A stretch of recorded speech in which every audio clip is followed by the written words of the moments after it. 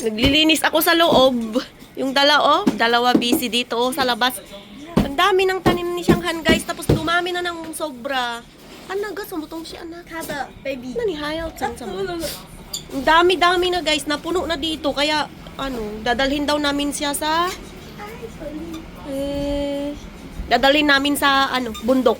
Itatanim nila doon kaya ang dami-dami na to. Sobrang dami. Dati, iisang lang to. Naparami na ni siyang, ang dami guys. Grabe, isang na oh. Lininis na, buo. Ayan guys, bago daw sila magtanim. Bili daw muna kami ng pagkain, nagutom na sila. Kanina napagod na kasi doon sa bahay. Ayan guys, kaninang naglilinis sila sa bahay, nakita nila to. Kaya dinala namin dito sa bundok. Nasa bundok kami guys, nasa tabing dagat. Puyaw nung ta. Naway kan eh. Kan, nasa San Chilo. Tapos dito daw kami magtatanim nitong mga tinanggal sa bahay guys na aloe vera. Ang dami. Ayan, sobrang dami. Ang dami guys, dalawang ganito. Ang bigat. Ayan.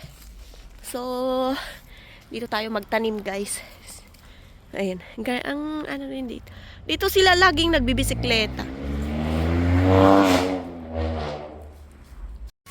Iyan, ginutom. Ang bimili sila ng ibon guys. Ala, grabe siyang yung ulo. Hautsuma. Yung ibon. Ay, ano ba ta? Ibon yung binili niya. Hautsuma? Yes.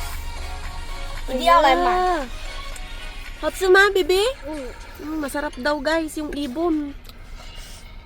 Nagaiga to sa Chen? 140 English? 140 140 NT guys, yung isang maliit na ibon na yun. Kanina yung binidyohan ko.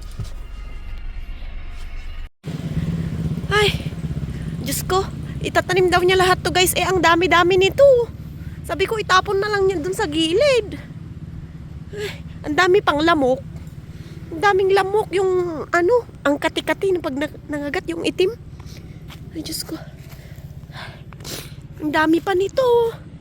Tatanim kaya lahat to. Ayan na guys. Ang daming lamok. Ayan. Doon.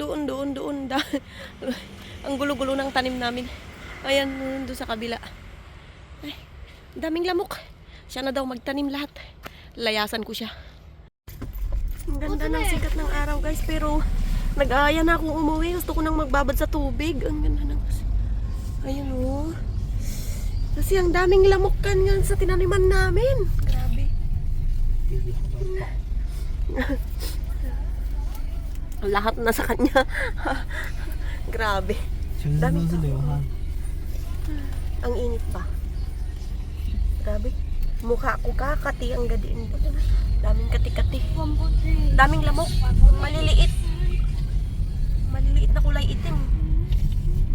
Ay, talim yan, Chinchi. Ay, may nakita akong lamok dito sa loob ng sasakyan. Ayan guys, oh. Diyan kami sa loob dito, nagtanim. Tapos dito, oh ayan, oh, gilid ng dagat.